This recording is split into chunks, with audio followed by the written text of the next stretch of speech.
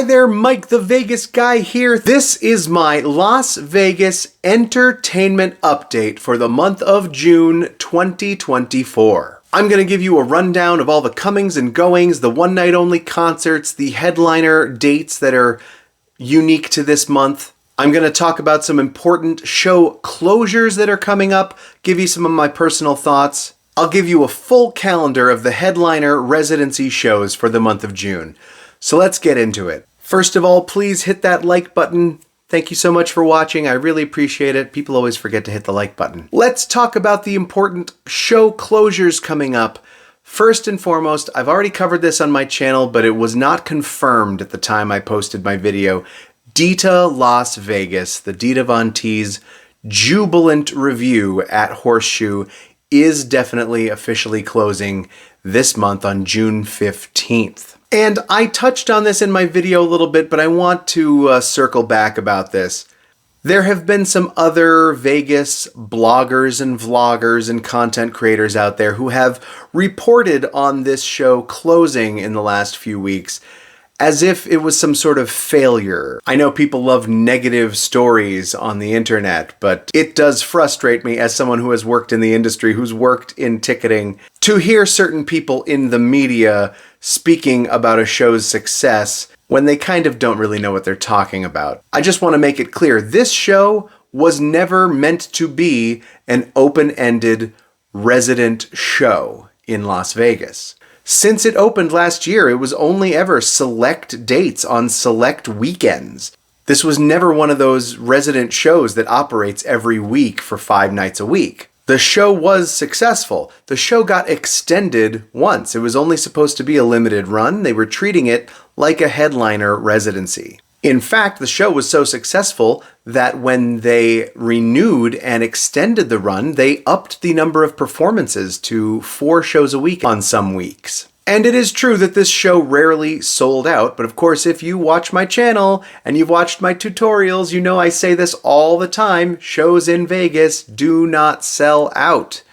This show did everything right. They offered discounts on the third-party brokers, they knew how to hawk their tickets. I won't get on my high horse about this, I'll cut to the chase. Fact of the matter is, the extension ran out, they've chosen not to renew the contract, shows are expensive to operate, Dita Von Teese has other engagements. I would not be shocked if someday this show evolves into something else.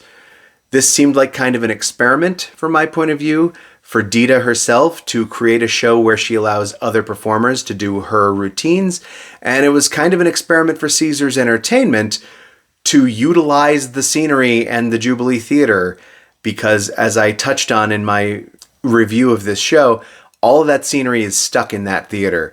It would cost Caesars or some show producer thousands and thousands of dollars to pay a crew to completely dismantle the Jubilee scenery and walk it out the one and only regulation size bay door that exists at the back of that theater. So I wouldn't be shocked if we see some other kind of evolution of this show down the road. I personally do think this show is not extending because Dita Von Teese is not about to move to Las Vegas and work 5 nights a week in a show. Doing this kind of a show is a lot of work, and she's a star. I wouldn't be shocked if maybe they try to find another star to headline a similar show in the future in this room. There is no doubt in my mind that this concept was successful, but this particular incarnation of it is definitely closing June 15th.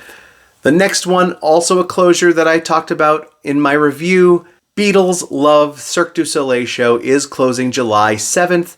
It's only 1 week into July, so therefore the month of June is your last chance to go see this show before it's gone forever. Since I recorded my story about that show closing, we now officially know that the Mirage Hotel itself is closing in July as well. July 17th is the official closing date of the Mirage.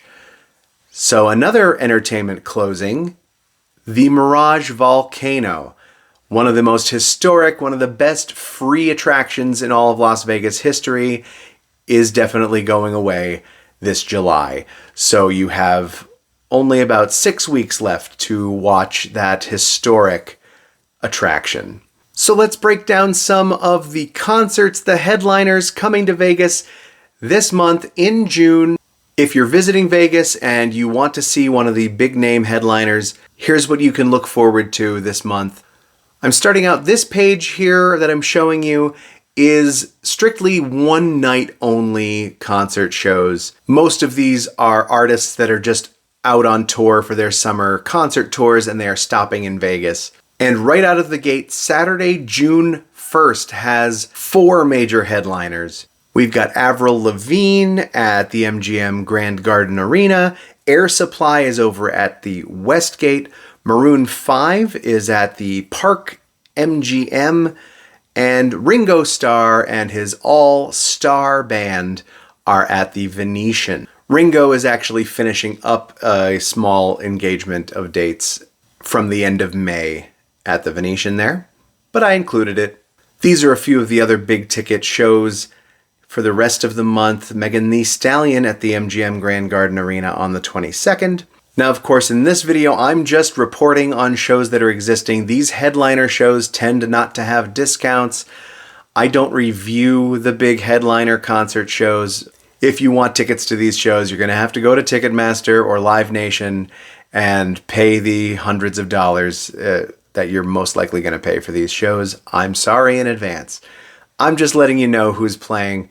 Let's focus on the headliners, the quote-unquote residencies, or at least people who have limited engagements on the strip here. I've listed these sort of in chronological order. Follow me here. I'm listing all of their dates underneath each act for the entire month of June. Starting with June 1st and moving down to the rest of the month, Dead & Company, Dead Forever at the Sphere. They win the prize this month for working the most out of all the headliners. They're doing 10 dates in this month alone. They're already started their residency at the end of May here as I'm filming this. And they're doing 3 shows a week. That's incredible. But so you can catch, there's plenty of seats, 17,000 seats every night that Dead & Company is playing there. If you want to experience a historic band at the Sphere and see what the Sphere is all about, this is your chance. Dead & Company's doing a real sit-down at this venue in Vegas, so that's an event. Adele is still doing her Weekends with Adele at the Coliseum. Christina Aguilera is doing her extended residency at the Voltaire nightclub at the Venetian. She has scattered dates throughout the year. She's got a few of them this month. Bruno Mars is making good on his commitment to the Park MGM Hotel. He's been appearing there on and off for the last few years. Taylor Tomlinson is at the Wynn at the Encore Theater on the 7th and 8th. This looks to me like the beginnings of a new residency, perhaps. She came through a year or so ago on her last tour. This is not a tour. She booked a small engagement, 2 weekends at the Wynn, and I can only imagine that she'll be back in the future. On those exact same nights, the 7th and 8th, Zach Bryan will be at T-Mobile Arena. Lady Gaga will be continuing on her jazz and piano residency at the Park MGM. Later on in the month, Garth Brooks, his Garth +1 residency at the Coliseum.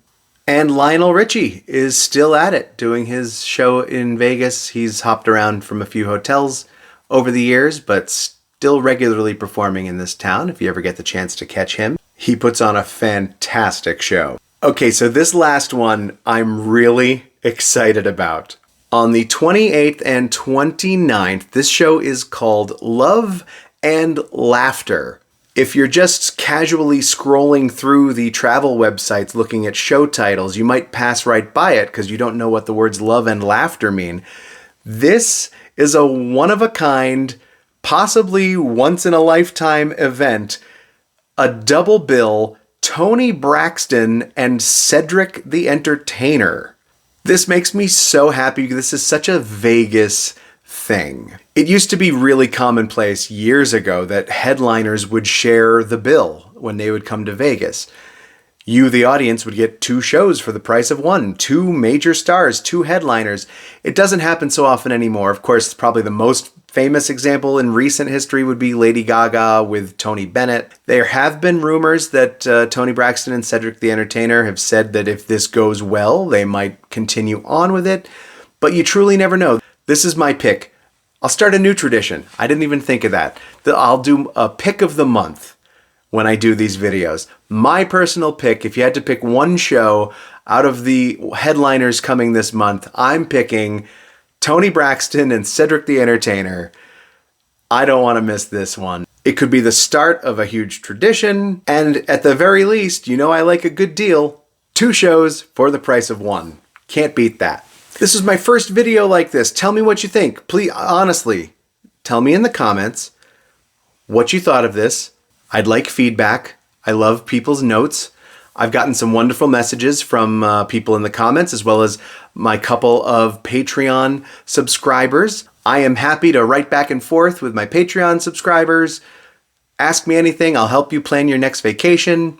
Tell me what you might like me to cover in these monthly updates. This is sort of an experiment. We'll see what happens. Until then, thank you for watching my show reviews, my buffet reviews. Thanks for subscribing. I'll see you next time.